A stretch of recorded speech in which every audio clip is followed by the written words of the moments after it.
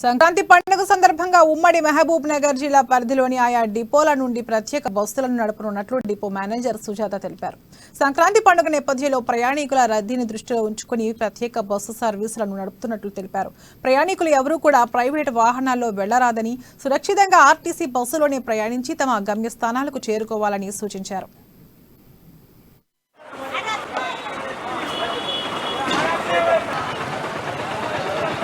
సుజాత, నేను ఇక్కడ మహబూబ్ నగర్ డిపో మేనేజర్గా వర్క్ చేస్తున్నాను. ఇక్కడ మహబూబ్ నగర్ నుంచి మాకు సంక్రాంతి సందర్భంగా ప్రతి రూట్లో మేము ప్రత్యేక బస్సులు ఏర్పరిచాము. ముఖ్యంగా మద్దూరు, మక్తల్, తాండూర్, నాగర్ కర్నూల్, వనపర్తి వైపు ఎక్కువగా ఉంది. హైదరాబాద్కి కొంచెం మామూలుగా ఉంది. హైదరాబాద్ నుంచి వచ్చే బస్సెస్ మాత్రం ఎక్కువ ప్యాసింజర్స్ వస్తున్నారు.